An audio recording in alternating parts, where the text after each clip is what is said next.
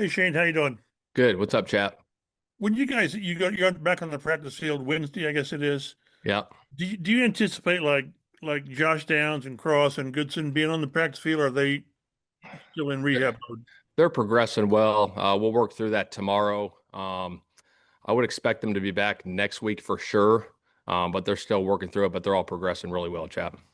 But the fact that you've got four or five guys that are sort of, I don't want to say iffy, but doesn't that sort of complicate cutting the roster to 53? Yeah, a little bit. We're working through that. We got another 24 hours here. We're working through it tonight, and tomorrow.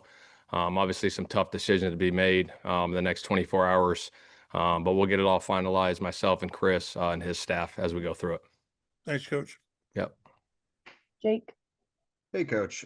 Now that you've got Daniel installed as the starter, how much of these next couple weeks is taking what he likes, emphasizing like his strengths and kind of pouring back over the film and seeing what he really did well to kind of make those staples of what you guys do this year? Yeah, I think that's a big part of it. With him being the guy now, is going through that operation. Obviously going through the Miami tape, this week and next week with him, what he likes, what he doesn't like. Obviously, catering, around his strengths, like you said, is all part of it. So we'll work through that, having discussions with him right now and tomorrow, and as we go through this week to get that thing wired up. Joel. Shane, what have you seen from the second team offensive line through training camp and who are some guys who have stood out to you? I think they've done a really nice job. Credit to Tony and Watt for what they've done. Obviously, it was on display, in that third preseason game the other day. I thought they ran the ball well up front. The assignments that all those guys had, I think it was really good how they ID'd the fronts, the physicality they played with.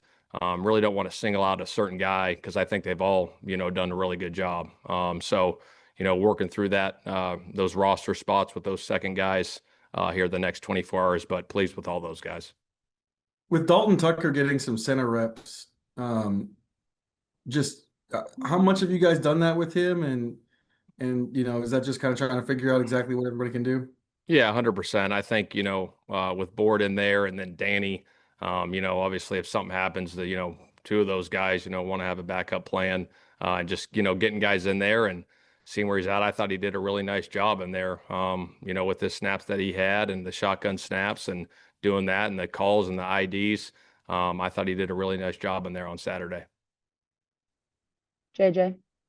Hey Shane, what has maybe stood out to you about Daniel and the way that he runs? Maybe not on scrambles, but on designed runs. I think he's done a really nice job of those things over his career, out in space.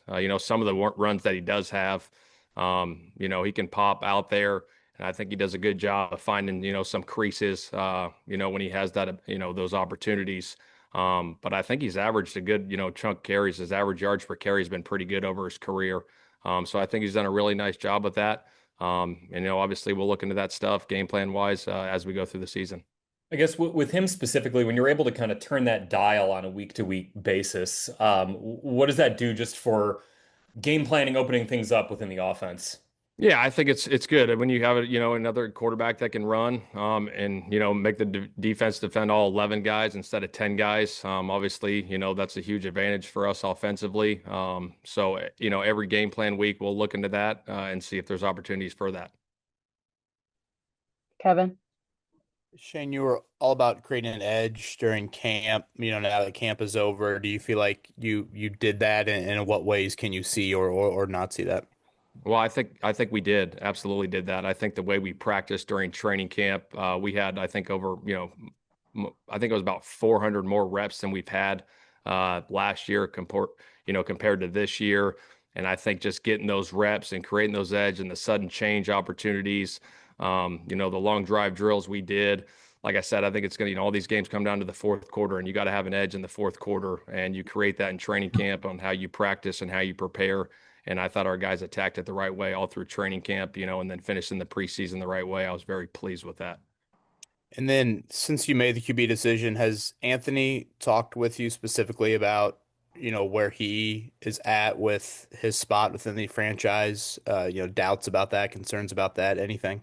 Yeah, I mean, I've had conversations with him. Obviously, he's our backup quarterback right now and still attacking it the right way.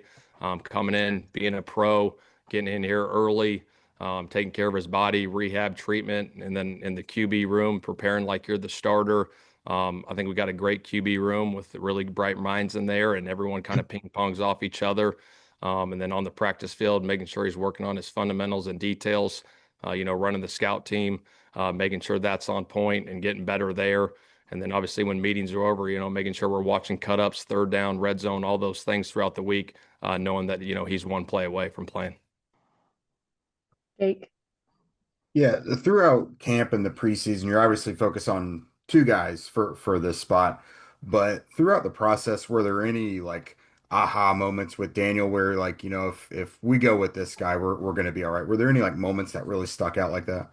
Well, I think he made some plays in training camp, some checks, some protection stuff to get us in the right situations, to hit some big plays, that were huge for us. And those things are going to come up in the game, and feel very confident in his abilities, to get us in and out of the right place. So it's more of like the cerebral part that you saw where you're like, okay, I'm glad he saw that because, that's gonna bail us out a little bit. Yeah, and then when if something was wrong and he made a mistake, he did a good job of correcting it right away. And when we came back to it, he made it right. Greg. Shane, when Jason Bean came here a year ago, the thought was he would try quarterback and then perhaps move to receiver. It's kind of no secret. Maybe I'm 24 hours ahead of myself, but is there been any talk of switching him to receiver if he's back, if he'd like to come back? We're working through that. I'll say this about Jason Bean. He's done a really nice job for us. Obviously in the preseason games, he showed up. He played really well for us. So we're working through that right now, Greg. Thank you. Yep. Just a couple more here, James. Shane, obviously football is a team sport, but with Daniel, he's coming here to, I guess, prove something. I would imagine individually as well. So have you picked up on any of that, just as far as him wanting to show like, okay, yeah, things might not have ended or gone the way I wanted to at my last stop, but I still, obviously I'm 28 and I want to be a good quarterback in this league. Yeah, for sure. I think it's a new opportunity for him. And I think the guys, have opened him with open arms since he got here. And he's been working his tail off. And I think, in this league, when sometimes guys move around and they get a new, scenery, it could be very beneficial for him. But like I said, I've liked the way he's worked, the way he's prepared since he's been here since day one. He's been really good, working, doing everything right. So it's been good. So I'm excited for his opportunity.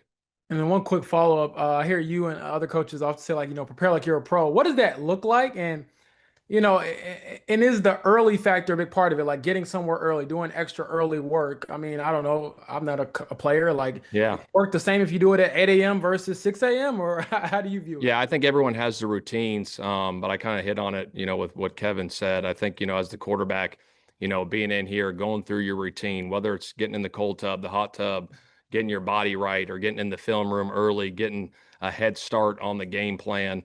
I think that's all part of it, all encompassing. And then, when you're in the meetings, being locked in, preparing the right way, taking, meticulous notes, and then going out on the practice field and executing that with your fundamentals and your details, and getting the corrections after practice. And then after practice, watching extra cut-ups, doing all those little things, and going through your process, to be successful.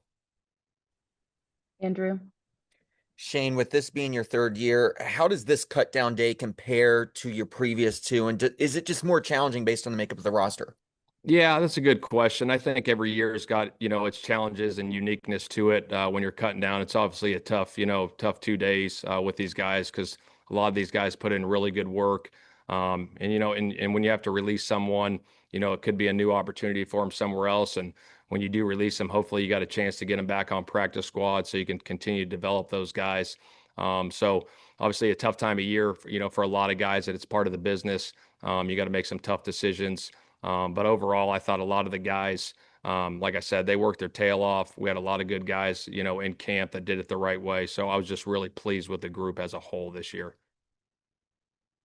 And we'll do last two questions here, Chap and then Kevin. Shane, we've asked you this before, at least I have, but you guys have worked on the quarterbacks, you've worked on the line and the receivers, and Lou's worked on the defense. with the run game, JT has one carry, which no one expected a lot more. Is it just faith in what you've got on him to know that he'll be ready come September 7th? Yeah, absolutely. I think, he's been so consistent over his career, just showing up for us when we need a big play and just have all the faith and confidence in him, that he's going to be ready to roll. He got a ton of reps during training camp. So really pleased with where he's at. I think, obviously he's a big time player, as you guys know. So I feel really confident, in his abilities going into the season. Do you still kind of adhere to that throw to score, run to win? Is that still your, the way you want to build this? Yeah, I do. I mean, that's my philosophy. But that can change each week, chap. You know what I mean? You go through game plans and you might say, hey, this might be a game where we need to run it, more than we throw it. If they're giving us a light box or what it may be and how they're playing, on the back end and coverages and how we can attack them. And I always kind of go with, what's working. You know what I mean? If we're throwing it good, why stop throwing it? And if you're running it good, why stop running it? Don't do something, that you don't want to do. That ain't going to work. So I think, we just need to be very meticulous with that week in and week out as we go through our game plans. Thanks, Coach. Yeah. Kevin. Shane, what's Ashton Doolin dealing with? I think he missed a few days last week. Yeah, he got a concussion in practice, but he's progressing well. He should be ready to roll. All right, that should do it for today. Thanks so All much right.